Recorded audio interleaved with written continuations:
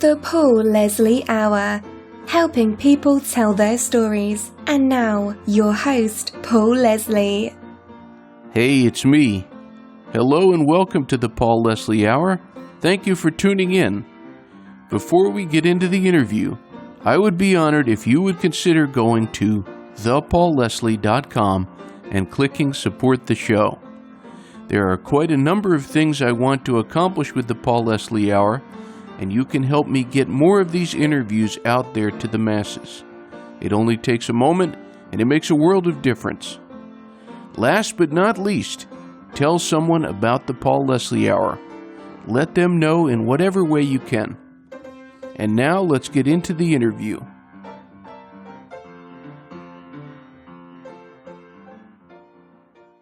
Well, ladies and gentlemen, I am speaking with one of the finest jazz musicians out there. He is a highly acclaimed guitarist. In fact, the legendary guitarist Les Paul named him on his list of his 5 most admired guitarists in the Wall Street Journal. He's prolific as a recording artist, and he is a touring guitarist as well, and a teacher. He's worked with everyone from Ringo Starr and Madonna. Frank Vignola, thank you so much for joining us. Oh, well, Paul, it's a pleasure. Thanks for asking me to do this. I really do appreciate it. It's an honor. So, Frank, can you tell us, being a teacher yourself, who would you say has been your greatest teacher? Let's see. Wow. Well, I think as you grow, different people become your teacher for the moment. Let's put it that way. I think, my first real guitar teacher was a fellow by the name of Jimmy George, who was just a local player in Long Island. And he taught me really how to play guitar. He would send me home with Joe Pass records and Django records and Charlie Christian records. And so it was pretty cool. And then I would say, Gene Bertoncini became a dear friend and great teacher, although I've never taken a lesson with him. That was sort of the same with Les Paul, although I never studied with him. But wow, talk about a great mentor, teacher. So I would say those 3 were my big influences as far as teachers. One being a teacher, the other 2 being just friends and colleagues, as well as giants. Les and Gene are giants. Oh yeah. Well, you mentioned some music there that you'd listened to. Would you say that there were maybe a couple of recordings that rose to the top for you in your youth that especially excited you? Well, the first record I kind of remember hearing, I was 6 years old, was Limehouse Blues, Django Reinhardt.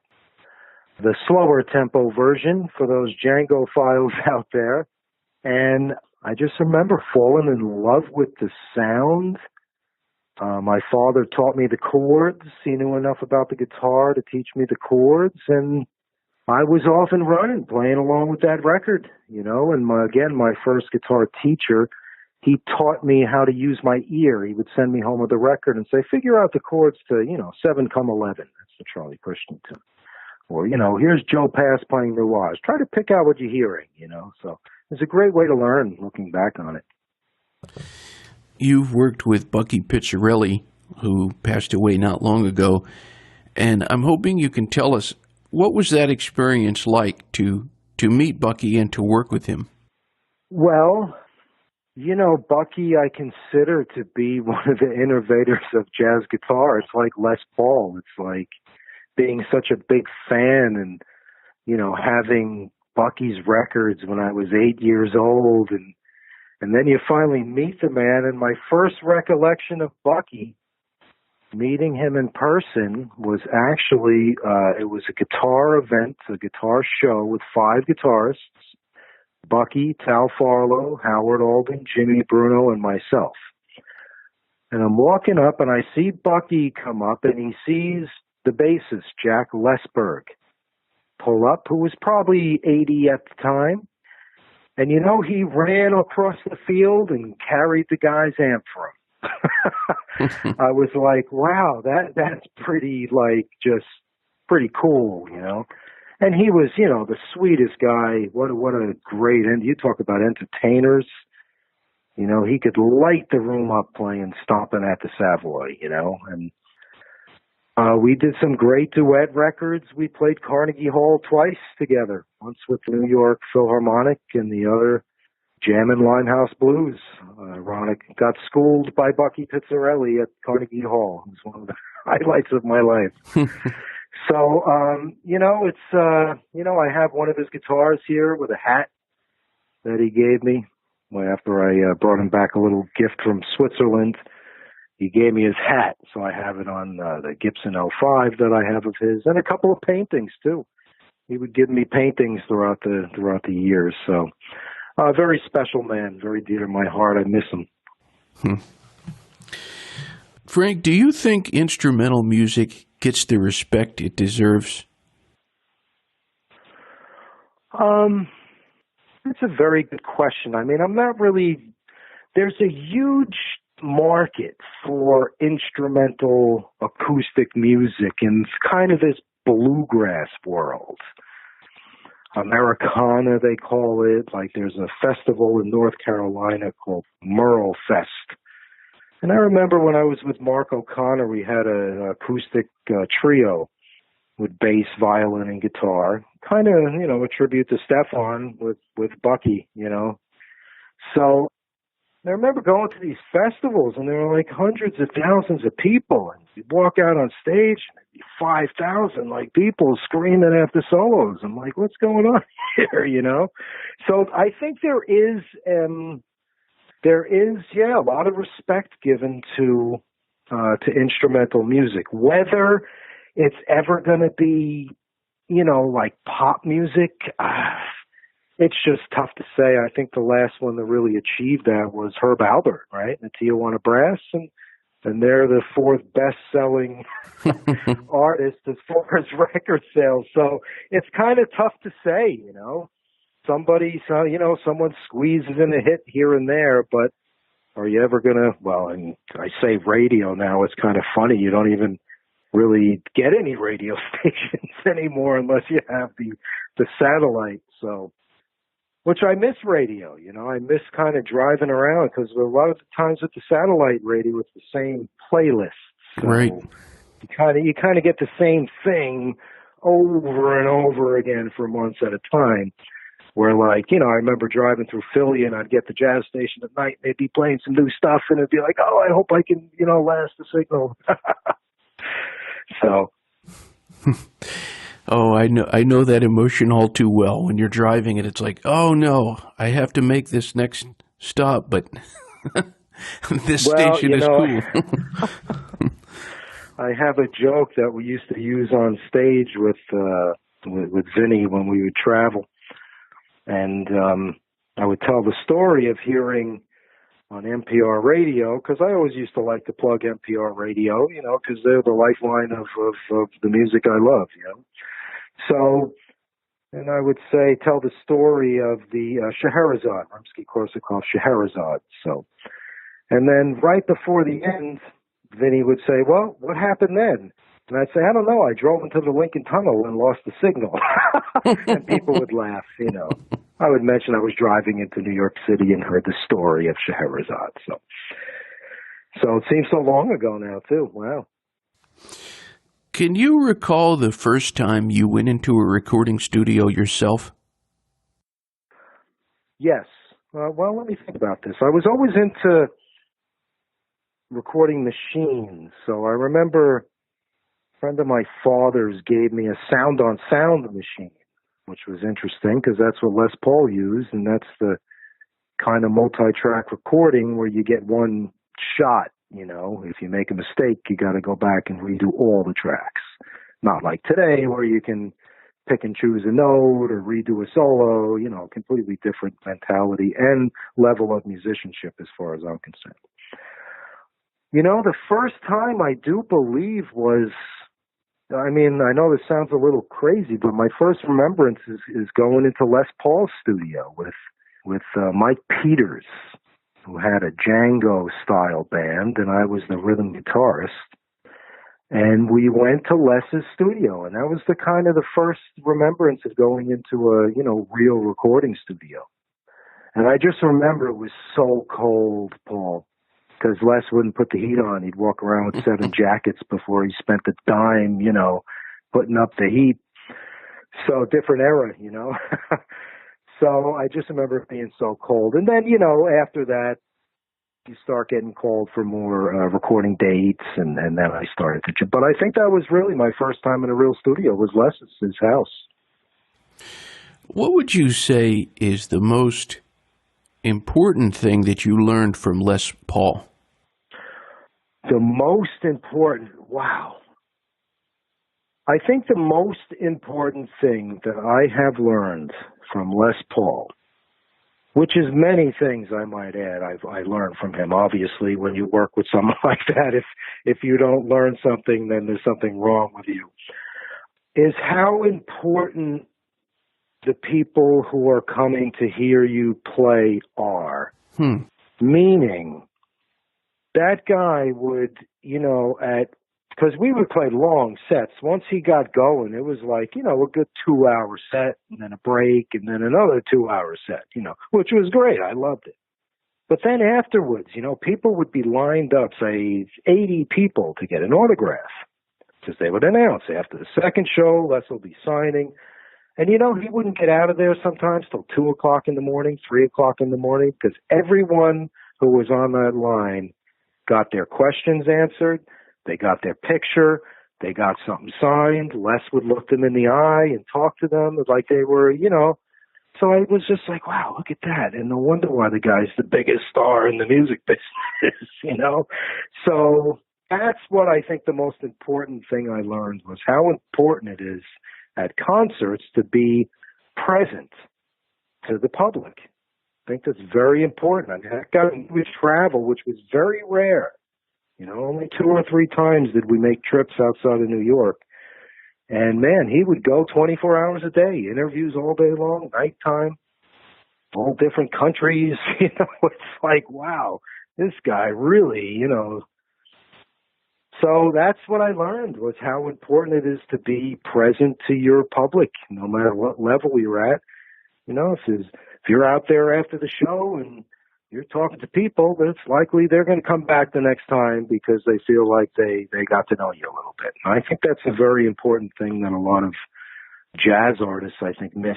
A lot of guys just stay back in the dressing room and hide, People want to meet you, So that's what I thought. And then, the other thing, which I think was equally important, was he never, told me what to play or anything like that. He just said, how are you going to reach the people who aren't jazz guitar fans? He said, that's what you really have to think about. I was like, whoa. so there you go, from then on, it was more of I don't want to say an entertainment mentality, but, it really struck me at like, wow, just to make people laugh a little bit, I think is really important instead of being so serious all the time. And, that's just what I got out of it, because he would get out on stage and make people feel like they were in his living room, and I was always just like, wow, it's amazing, That's really interesting what you're saying there. A couple of things there. I spent like an entire day. I just got totally pulled in by some of these old radio shows that he did. And this connection you're talking about, even in the audio format of radio, I was like, I feel like I'm in Les Paul's room. And, he's talking to me right now. And I just thought, wow, this is a very different person. Amazing, right? Yeah. He was like that on the phone, too. It was like, I remember when I first met him, I was 19. I went in and sat in with him at Fat Tuesdays. And it's funny, I remember, too, they were all on stools. He put me on a chair in back of the trio so no one could see me until he heard me play. And then he would like put me on the stool. So funny. Oh, what a character. So, yeah. Well, Les was saying, how do you connect with non-jazz fans with what you're doing? And I'm curious, what do you do? How do people do that? How does jazz build that bridge over to people who think they're not jazz fans or don't know they are? Through the repertoire. That's the way I've tried to do it, and I've had more guitar players' wives come up to me and say, "Oh," or they come up to me, "Oh, my wife loves you guys. It's the first time she's ever liked somebody that, I took her to see." And, and then the next time they're back with a group of 8 people. I'm like, wow, this is the way you build your audience. And I think it's through repertoire, speaking to the audience, and just, having them sing along, like on Killing Me Softly. Everybody knows that song. So you know what? Everybody sing along. And sure enough, all of a sudden 200 people are singing da-da-da-da-da. And now you got them. Great Les Paul routine was when he would stop in the middle of a song when someone was taking a picture, and we'd all gather around them and smile. So I stole it. Someone would come up with a picture in the first tune, we would stop, Vinny and I'd pose for them, and people laugh, and all of a sudden, boom, you got them. You know what I mean? Very interesting. So, and then, do like an Ellington medley, feature the music of Duke Ellington instead of playing A-Train and going back and forth playing solos. That's how you bore people. I hate to say it, but, we're not Lester Young and Charlie Christian, It's a different time. So that's the way. And then try to pick some tunes like we do a version of Sound of Silence, Paul Simon, I mean, great song, so we have a little version of it and people love it. It's like, wow, so just try to, and then some classical themes, some, Beethoven's Fifth, we take it and we swing our guitars back and forth and, little silly stuff like that. You ever hear of the Shadows? Yeah. Yeah, well, they're it's kind of a big influence with their little dance steps and the way they would, have their arrangements. It was just so good, and so entertaining. Like, hey, I could sit down and listen to Lester Young all night, but wow, look at those guys swinging their guitars back and forth. That's just as good, So, Frank, is there anything you're working on at the moment? Well, I've been working on these learning clubs, virtual learning clubs for my students. Obviously, it's been a year of lockdown, so when the Zoom technology took over the planet, I discovered something called the mute button. And you can mute everybody, and I could give a class. So I have these 10-week learning clubs based on, different composers. We did an Ellington one, 10 Ellington tunes in 10 weeks. We're finishing up the Charlie Christian one tomorrow. We're in the middle of a Django one. Again, it's 10 tunes. They get a lesson on how to play it. They get the chord sheet, and then boom, we play it together virtually. Everybody's muted but me. And people love it, and then I have a fretboard class, which has been kind of fun. So it's sort of an online university for, retirees, basically, who want to play some jazz guitar. And there's a huge market out there. It's a great way for me to keep learning because, wow, to just, play 10 Charlie Christian tunes on Tuesday every week. And then on Sunday, we play 10 Ellington tunes. And I got to kind of talk a little about it and do a little research and listen to what Ellington did. It's like, wow, I'm keeping myself busy and keeping myself in business. So that's what I've been doing, just learning and trying to, share some rhythm guitar playing with people. So on the other side of the screen, they could work out their stuff, Interesting. Some people out there might be aware of this. It's a kind of hard to find album. I think it's really underrated. It's very cool. But you played on it. You did this with Eddy Davis, who also has just passed away recently. Yeah, he was a good friend of mine. Can you tell us a little bit about this experience of working with Eddy Davis on That's the Samba? Really? Wow. Yeah, that's amazing. You're asking that. I've known Eddy ever since I was a little child. My father and he were very good friends. And Eddie produced my first record album when I was 13 on the banjo, actually. Wow. And we would, we would kind of meet up at these banjo conventions, and we would sit up all night and just play songs, and he would sing, and that guy knew more songs than anybody I think I have ever come across in my whole life. The words, the verse, just incredible. So along the way, he's like, hey, I write these songs, and would you consider, going in the studio and recording them? I said, absolutely. And that was it. He sent me about 500 of his songs, and we just started going through them. The guy was full of energy. I mean, that really hurt when he, wow, all of a sudden he in the hospital, and then a few weeks later he's dead. It's like, damn, this is for real, isn't it, this virus? Yeah.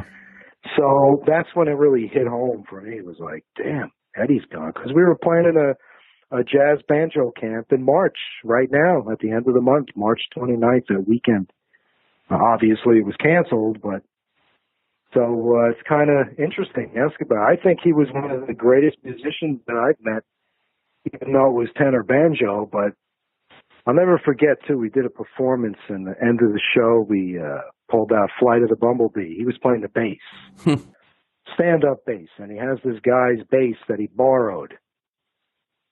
So I put the guitar behind my head, and I start playing Flight of the Bumblebee, right? So he puts the bass on its side, and he stands on the bass over it and starts plucking the bass, smiling, And it brought the house down, but the guy with the bass, he came running up after the song. He's like, how dare you stand on my... Oh, it was so funny. He got so upset with Eddie, but, hey, what are you going to do? He's like, in the moment, it's got to entertain the people. He was the best, no doubt.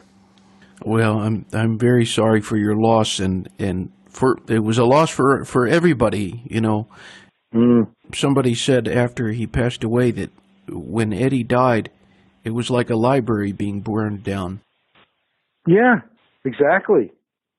Exactly. I mean, again, that guy could sit there for 5 hours and go through songs. Just play. Wonderful. Yeah, great guy. Really, really great. I don't think I remember too much about the records, though, to be honest with you. I remember recording them. They were fun. Joe Ascione was on a lot of it, and bass player from Australia, and then Eddie and I don't know. I don't remember much. I bet it's really good. Yes. Oh, it's great. It's great. I interviewed Eddie, and we never did this, but he wanted to do an interview just talking about samba, and it never happened, but I love that record. That's the samba, so people maybe can find it. Yeah, well, maybe we can listen to it together and talk and do a little, segment on it. I'd love that. That would be cool. It's not Eddie doing it, but yeah, that'd be nice. I'd love to kind of listen through it, and he wrote a whole symphonic piece called Omega and Alpha and Omega. I have he sent it to me. It's a whole symphony piece, like 15 minutes long, 3 movements, and it's out there. I mean, it is like atonal, 12-tone row stuff. Oh, I'd like to hear that. So, I know, I'd love to hear it too, but you have an orchestra?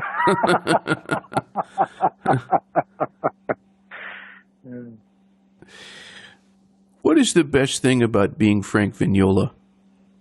Oh, let's see. Well, I feel very fortunate. I have a great family, 4 kids, my wife. I'm very lucky I can get up every day and, survive.